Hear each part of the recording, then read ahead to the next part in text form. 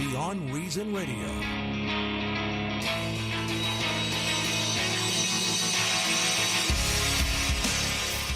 So why don't we start with some breaking news? I try to do that every now and then here on the show. This from Bloomberg.com today. Pretty big deal when you think about it. President Donald Trump plans to order slaughterhouses to remain open, setting up a showdown between the giant companies that produce America's meat and the unions and activists who want to protect workers in a pandemic. Using the Defense Production Act, I wonder how the media is going to react to this, by the way, him using the Defense Production Act, because so many in the media and on the left have been pushing him to use it. Mm-hmm. So now that he's going to use it here in a pretty substantial way, it'd be interesting to see if they go, oh, why is he using it? Stop it. I'm just curious about that. But using the Defense Production Act, Trump will order plants to stay open as part of the critical infrastructure needed to keep people fed amid growing supply disruptions from the coronavirus outbreak. A person familiar with the matter said, the government will provide additional protective gear for employees as well as guidance, according to the person.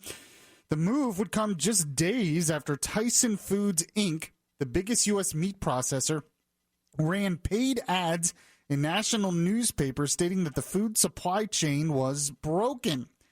A handful of companies account for the majority of the nation's meat, and as workers fell sick in March, plants initially continued to run, but pressure from local health officials and unions led to voluntary closures. Companies have been pressing to reopen. The president himself has long agitated for Americans to return to work and restore an economy crippled by social distancing measures. Environmental Working Group called the order a potential death sentence. It's a little extreme. Mm-hmm. I have to talk more about this in a minute, but let's continue on here. The United Food and Commercial Workers Union said in a statement that if the workers aren't safe, the food supply won't be either. At least 20 workers in meat and food processing have died, and 5,000 meatpacking workers have either tested positive for the virus or are forced to self-quarantine. That's according to UFCW. So here's the thing then. Trump does this to keep these plants open because I'm pretty sure we still have to eat, right? Even though we're home, we're stuck in our homes, mostly by government mandate. Mm-hmm. We still have to eat, correct? Mm-hmm. So correct. Isn't it important to keep this supply chain going? And the unions and now local government officials are getting involved, and now they're interrupting the supply chain of our food? Remember I talked about weeks ago that a working economy is how we get our food? I do recall how we that, eat. Yeah. And now we're going to interrupt even more of the working economy, so people are not going to be able to get the food? I think this is probably a smart move by Trump here. And the other thing it accomplishes, don't you think it helps reassure America that we're not going to run out of food and that they don't have to go to the grocery store and make a run on the meat that's on the counters? You know, that was something, it's a really good point, because that was something I was worried about when I started hearing these stories, that you were going to start seeing a run on food, especially meat like beef and pork, because of these stories. Mm-hmm. Sure. And that's going to happen. So Trump doing this, I think, is probably the right move. Hopefully they will get them the protective gear they need. But I mean, it does show that a lot of these workers on the front lines really deserve our respect right now and Absolutely. Our appreciation. Sure. Not just the nurses and the doctors, but the delivery drivers and the meat processors and the farmers. They really need our appreciation, because some of them are willing to take the risks to keep this country going. And that really is a great thing. And a lot of times, even more people are willing to take the risk, but the government is the one standing in the way with these draconian shutdown orders. This is Beyond Reason Radio. I'm your host, Michael Yaffee, the voice of reason in a world that is beyond reason. We are on until 8 p.m. tonight, once again, here on News Radio WFLA Orlando. By the way, if you ever miss any of the shows, you can catch the podcast anywhere that podcasts are available. By the way, you should check out the last few shows. They've been pretty good. I've gone over a lot of different details, and I go over the latest news, but some of the stuff's not too dated or anything. So if you listen a couple days later, it's totally fine. In fact, I would encourage that if you can. If you want to listen like 3 times. I'll do that. Yes. Yeah, go ahead and do that if you want. Yes. So the voice you heard in there, once again, is Tom Benson. And Tom, how are you? What's on your mind today? Well, the beautiful weather's on my mind. It was gorgeous yesterday and today. And I think tomorrow's going to be decent, but those 90-degree days are not far away. They're coming back. I know. It's like 80-something degrees, and we're like, oh, it's cold outside. Yeah.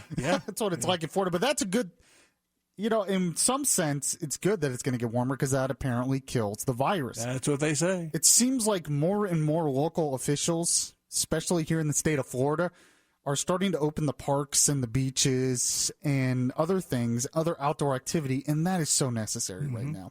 If we're going to do this thing where we open up slowly, the very thing we should open first, at least, is the outdoor activities, because there's so much evidence that it kills the virus, and there's very little evidence that being outside, even in groups, really spreads the virus, unless you're like outside hugging each other or something. Plus kids can't be on their screens all the time. They got to get outside, run around. Exactly. Well, not only that, and exercise helps your immune system. Sure. And being stuck inside is what spreads the virus. You have much more of a risk inside somewhere of getting the virus than you do being outside. So there's certain steps you can take. Maybe don't let people sit on benches or something. Even I think that's kind of unnecessary. But there you go. So that's a good thing. We'll talk more about that. There's still a lot of criticism of Trump. There's still a lot of criticism of wanting to open up.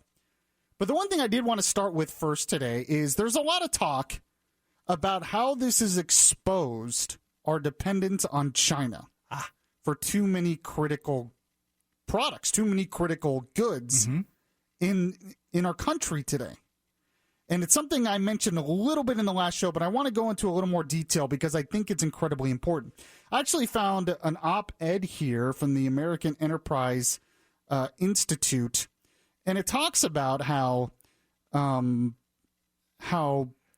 it goes. It says Chinese firms are said to supply more than 90% of U.S. antibiotics. 90%. Wow. Before this pandemic, I had no idea we were so reliant on China for antibiotics. I mean, how that happened, I don't understand.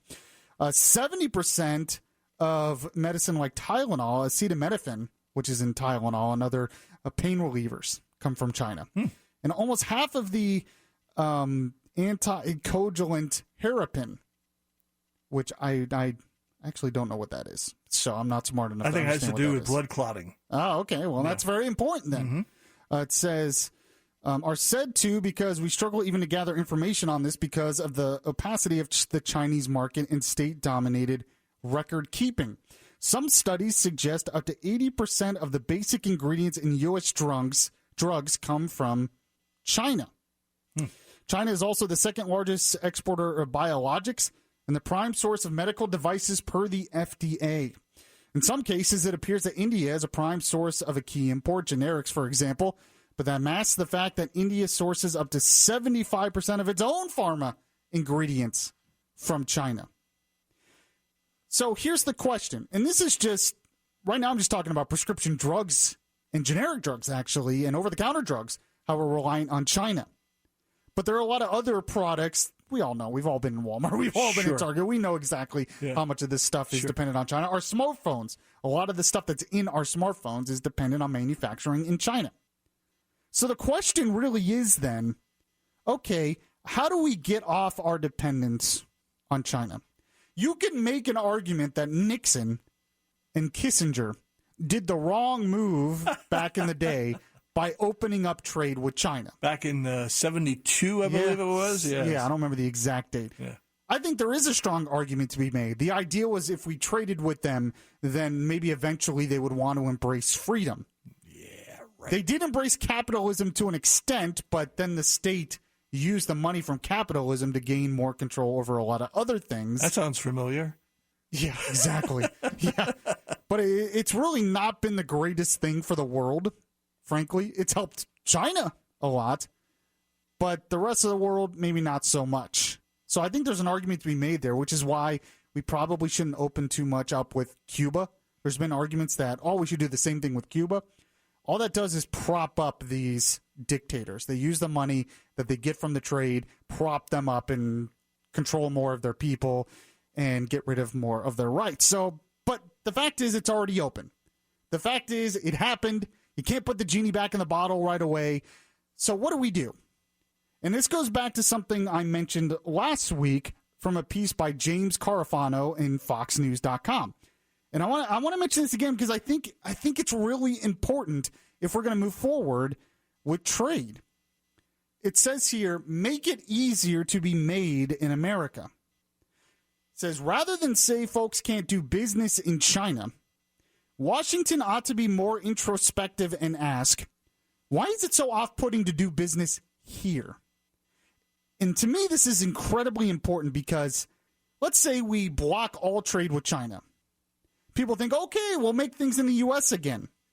That's not really how it works.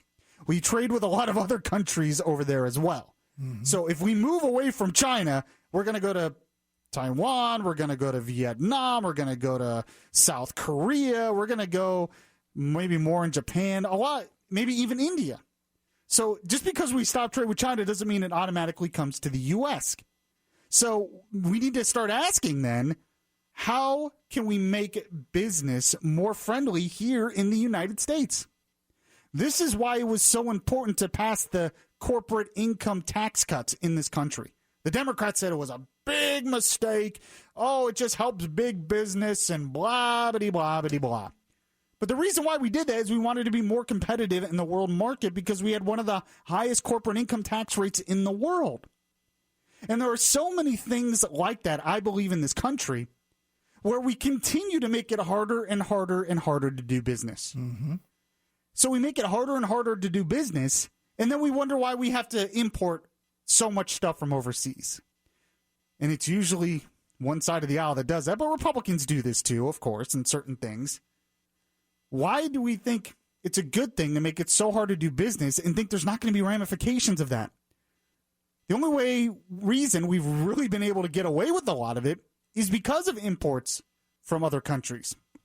So he says here, like I said, rather than say folks can't do business in China, Washington ought to be more introspective and ask, why is it so off-putting to do business here? It says, as a participant in the global supply chain, the U.S. has some huge advantages over China. For example, unlike Beijing, America doesn't force you to turn over your proprietary information.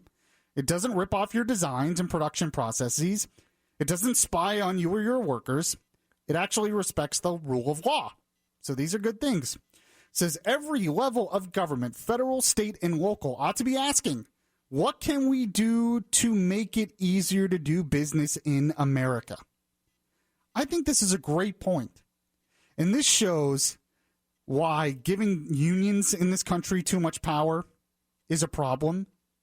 Why raising the minimum wage too high in this country is a problem.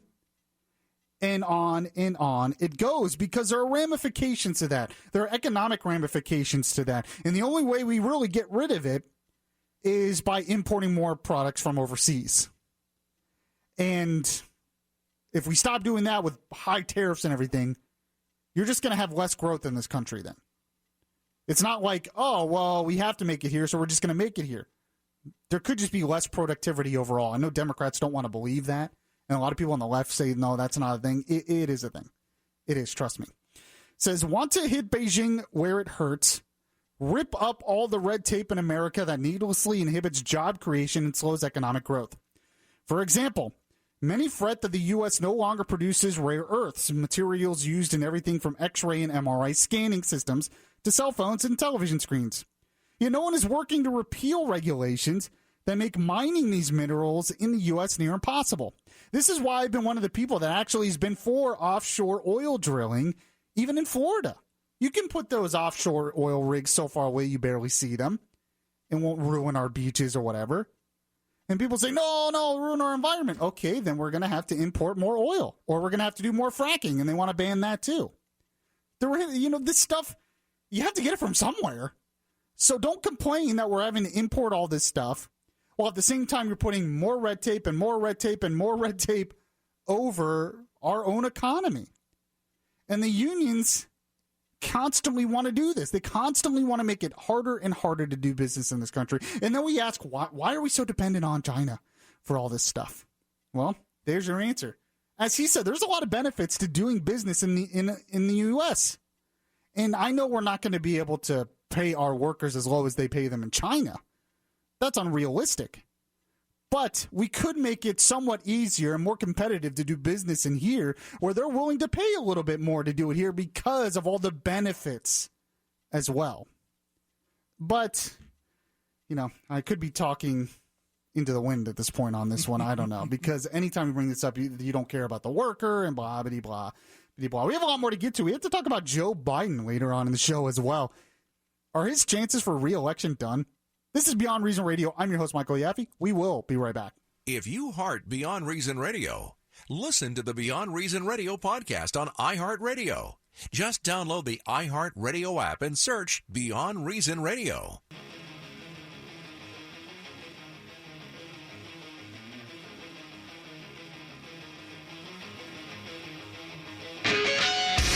Safe space for conservative thought, not for political correctness. Yaffee is back right now. And welcome back to the show. So apparently there is pressure mounting for former Vice President Joe Biden, now running for president, to finally address the allegations made by Tara Reid, a former staffer when Biden was a senator in the mid-90s. Of course, that CNN video resurfaced over the weekend from a Larry King interview where Tara Reid's mother called in and was asking about how to report sexual assault allegations. There seems to be a lot of corroborating evidence, which is what's making this more interesting. There are other contemporaneous accounts that have surfaced via Business Insider.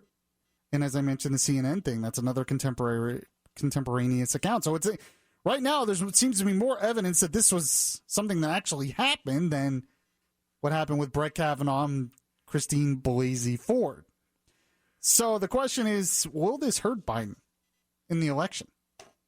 Now, Tom, I'm very curious your thoughts on this, because you've been following this, I think, more than even I have. Mm-hmm. You get into this political stuff. I think it's going to continue to simmer.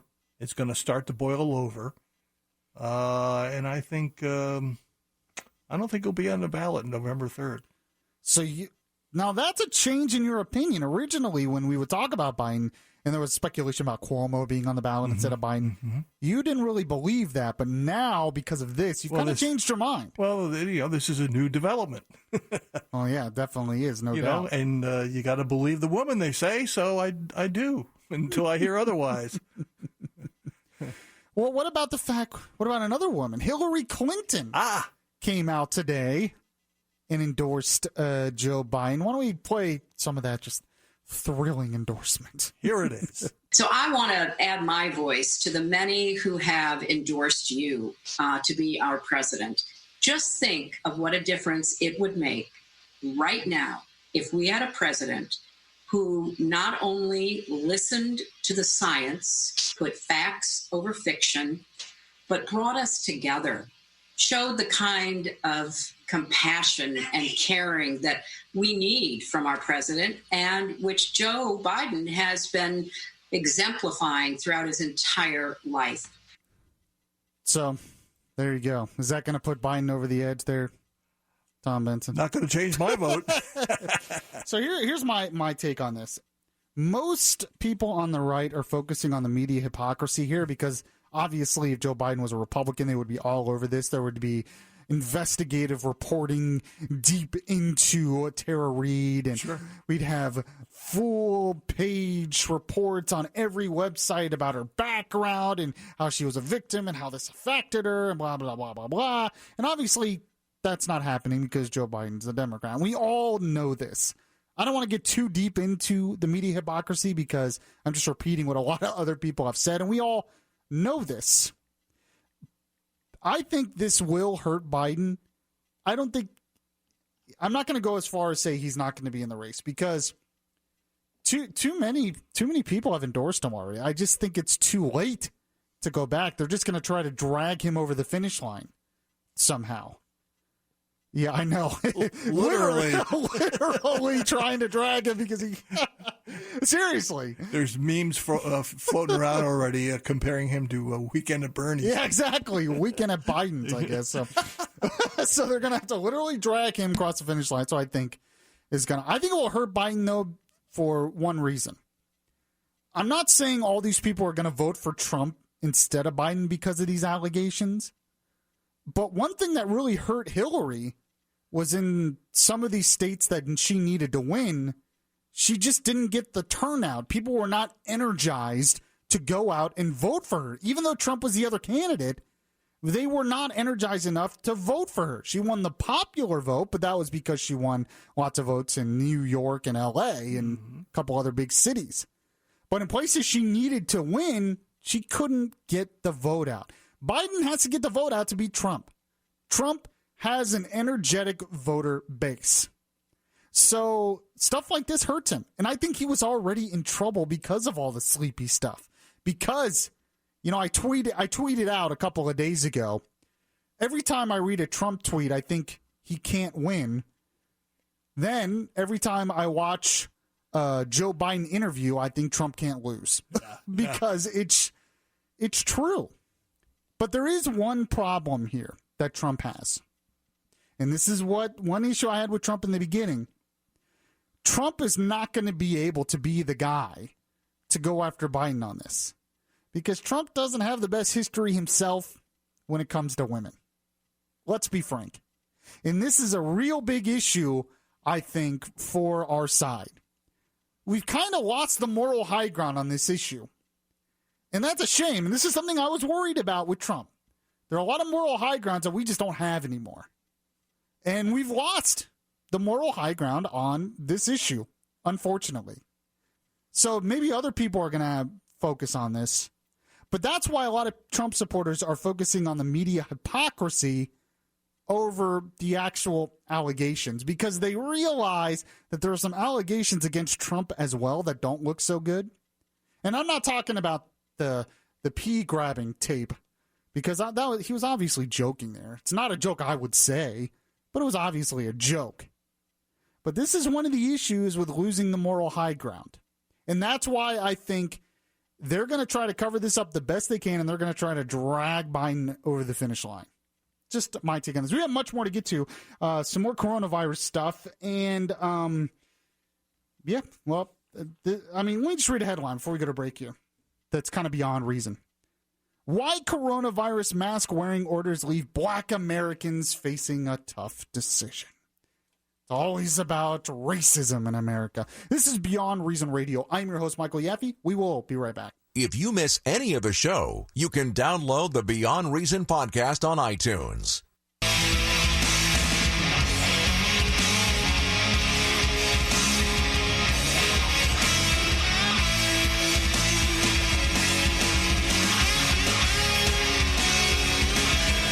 Place where we talk faith, culture, and politics. Beyond Reason Radio continues. Interesting tweet here by Andy McCarthy from National Review says, human nature observation. If I were accused of the atrocious thing Biden is accused of and knew I was innocent, I'd be dying to deny it at every opportunity. Sure. Brett Kavanaugh is on the Supreme Court because he compellingly took the allegation head on and said, I didn't do this. Very interesting here. This is Beyond Reason Radio. I am your host, Michael Yaffee. Tom Benton is producing as well. We're on until 8 p.m. Make sure to catch the podcast. You can like the Beyond Reason Radio Facebook page. And, of course, follow me on Twitter at Michael Yaffee. One more thing on Biden I just want to say.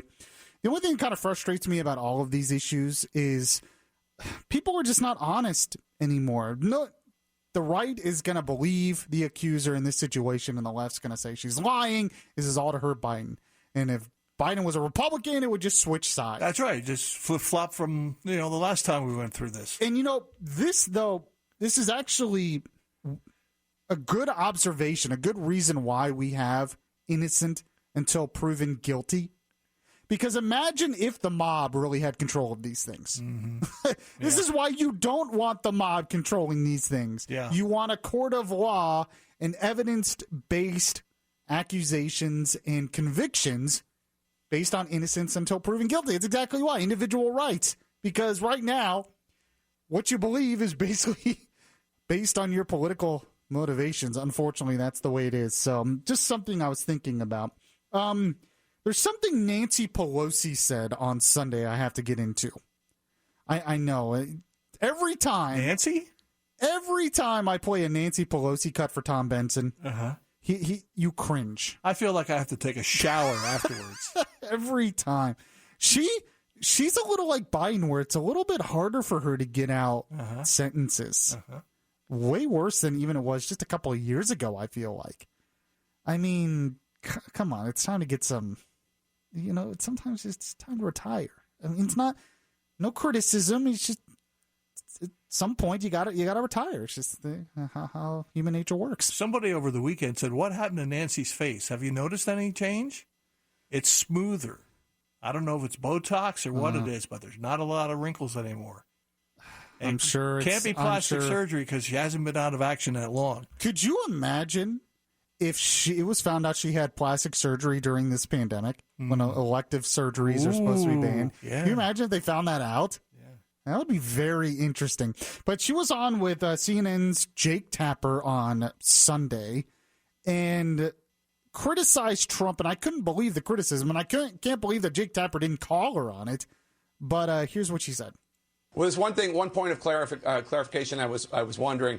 Vice President Joe Biden's campaign told me earlier this month that he supported President Trump's partial travel restrictions on January 31st, blocking foreign nationals from China from coming to the United States.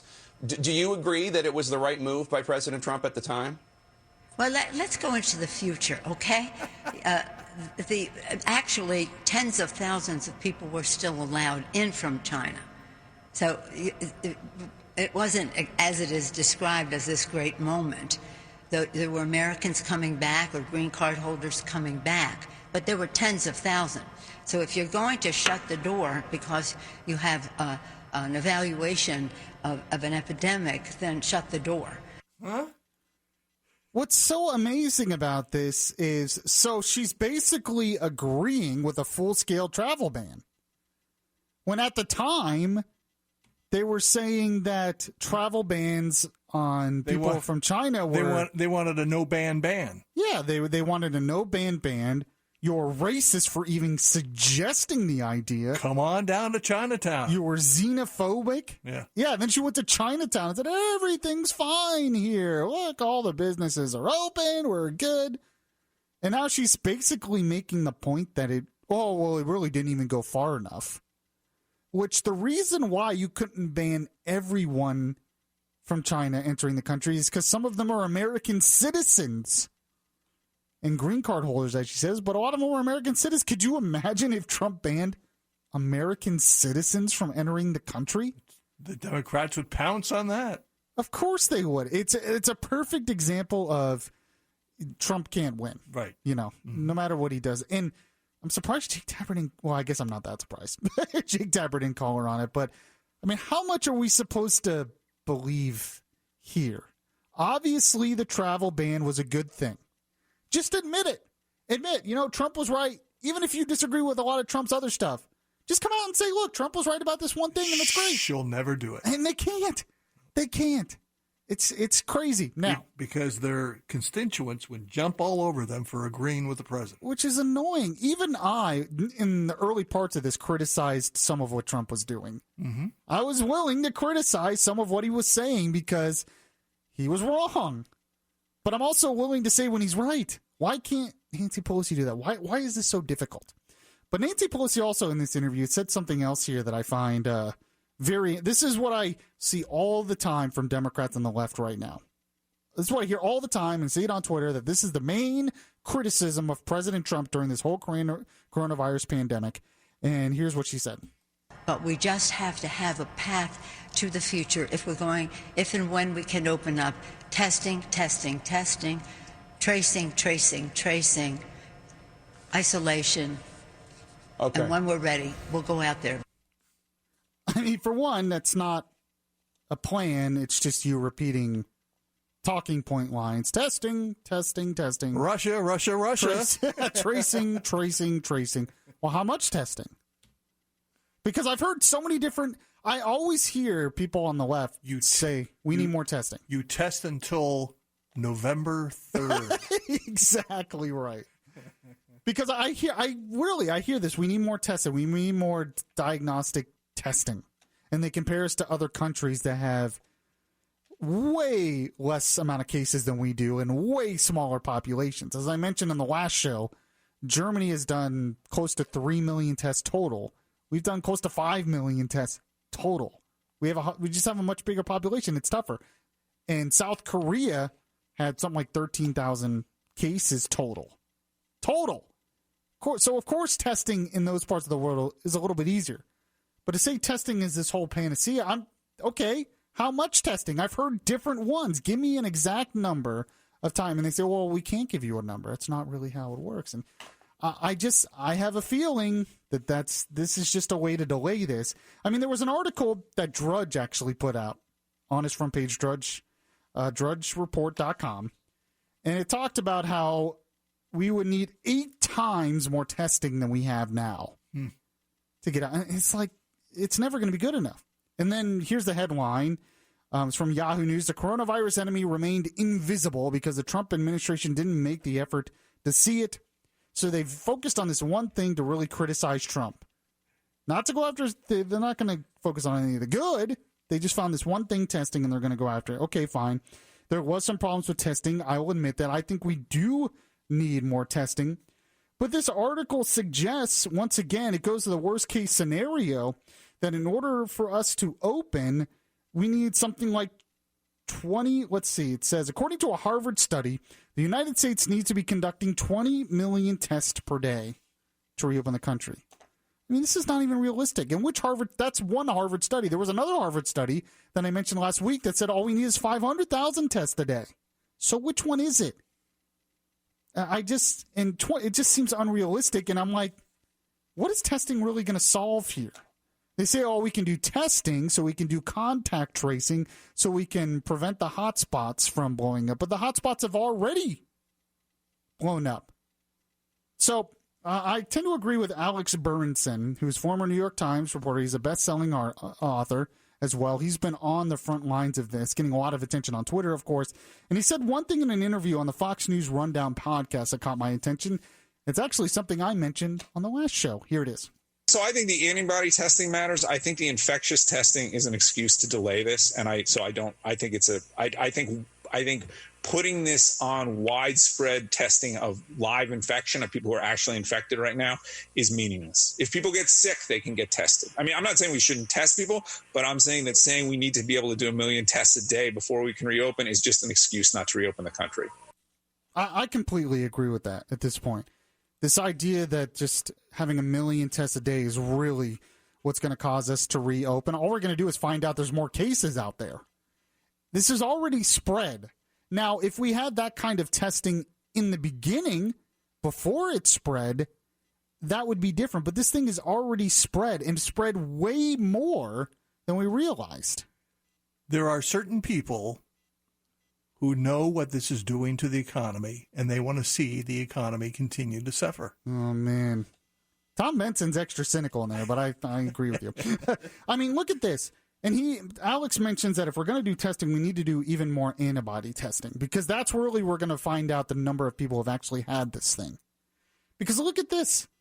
1 in 5 people tested in New York City had antibodies for the coronavirus.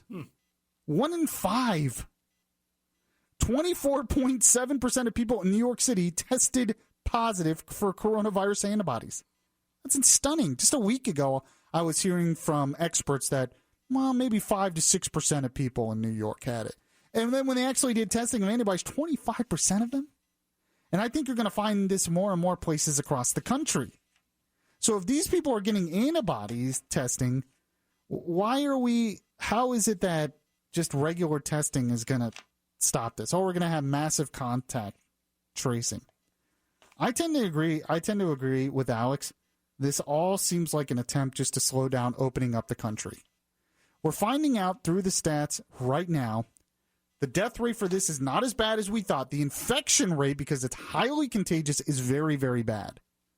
But it's already spread very quickly in this country. A lot of people have already had this. And never knew they had it. And never knew they had it. The death rate's not as bad, and we're finding out that basically if you're under 40, the threat for you is very, very low. If you get this thing, very, very low.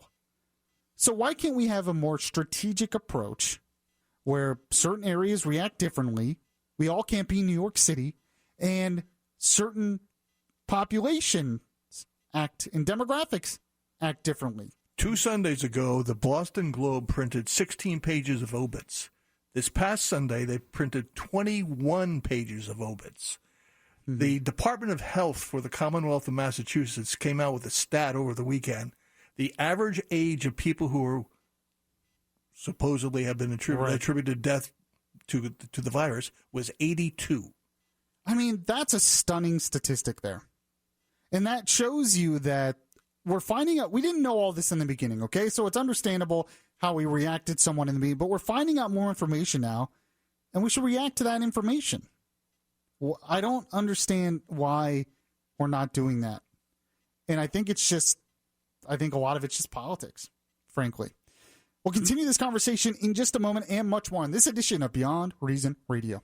Download the iHeart Radio app and catch the Beyond Reason Radio podcast.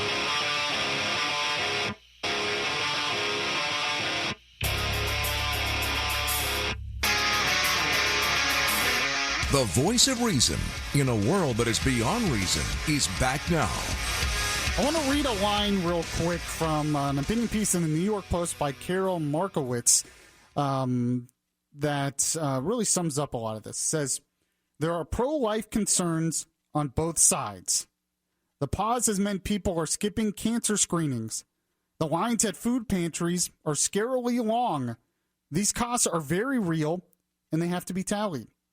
Obviously, we don't want a large number of people dying from this virus.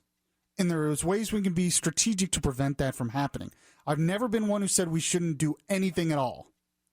That being said, to act like the other side doesn't have pro-life concerns as well, of course, is beyond reason. And there was an interesting piece in the New York Times, believe it or not, by Bret Stephens, where the headline was, America shouldn't have to play by New York rules. And he actually pointed out, he lives in New York, and he says it doesn't make sense that a lot of other parts of the country are acting like New York and having these shutdowns. Now, he got blasted for this in social media. Oh, not everyone's playing by New York. Why are you doing this? This is not correct. But his overall, I think he was correct, because a lot of the country is under lockdown orders, just like New York is. Yeah, they're not reacting in everything the same way. But, of course, New York, if you're going to criticize him, then you got to criticize New York for having the subway still open. And they forget that there are parts of America where their next neighbor is miles away. Exactly. And yet they're under shutdown orders. There was a great piece by Rich Lowry in the National Review. And here's the title, The 142 Most Absurdly Locked Down Counties in America. And he just pointed out, here's some counties with lockdown orders that shouldn't be under lockdown. It's absurd. Hamilton, 3 cases, lockdown order. Lewis, 9, and I think these are all in New York. Yates, 17, Franklin, 14 cases. And then you go into Michigan, Alcona has only 4 cases. Baraga, that's an interesting county name, has 1 case under lockdown order in the state. And it goes on and on and on of these single-digit cases and how these counties in these single-digit cases are under complete lockdowns, like New York. It's absurd. So I think Bret Stephens is actually right. A lot of the country is acting like New York City when they shouldn't be acting like New York City. Now, another thing I want to point out here is President Trump is still getting a lot of flack for something he said. Let's go ahead and play that cut where he talked about injecting disinfectants, and the media went crazy over this. You see it there? Go ahead and play it. So supposing we hit the body with a tremendous, whether it's ultraviolet or just very powerful light. And I think you said that hasn't been checked, but you're going to test it. And then I said, supposing you brought the light inside the body, which you can do either through the skin or in some other way. And I think you said you're going to test that too. Sounds interesting. Right, and then I see the disinfectant where it knocks it out in a minute, 1 minute. And is there a way we can do something like that by injection inside or almost a cleaning? Because you see it gets on the lungs and it does a tremendous number of the lungs. So it'd be interesting to check that. So that you're going to have to use medical doctors with. But it sounds interesting to me. Okay, so I wanted to play the whole thing to show you that, yeah, what he said was kind of dumb. Obviously, we're not going to inject disinfectants inside and maybe clean out the lungs. But the media was reporting this, that he was urging people to do this. He was thinking out loud and asking a question while thinking out loud. Now, this is why I wish President Trump would think before he speaks a lot of times. Frankly, I wish he would. But that's not his nature, though. His nature is to think out loud. I know. But then it was over the weekend, they were saying, poison control center calls are up because of what Trump said. No. Here at a Reason magazine for you, or Reason.com. No, poison control calls aren't suddenly spiking after Trump's disinfectant comments. Calls to U.S. poison control centers are up, but they have already been up since March, way before his comments. And the fact is, they're not calling because they just decided to drink bleach because of what Trump said. They're calling because they've been using a lot more of these cleaning products on surfaces, and they're wondering if they're overexposed, so they call the poison control center. Nothing to do with what Trump said. It's just interesting how Trump will say something dumb. Instead of just kind of letting it lay there and say, that was kind of dumb, they overreact to it, and what they say is even dumber than what Trump said. It really is just Beyond Reason. I didn't get to the story about how apparently wearing a mask is bad for black people and there's a race card thing. I'll get to that in the next show, I think. So that's tomorrow. Yeah, we have tomorrow. I'll be back tomorrow at the same time. Listen to the podcast anywhere podcasts are available, and we'll catch you guys tomorrow.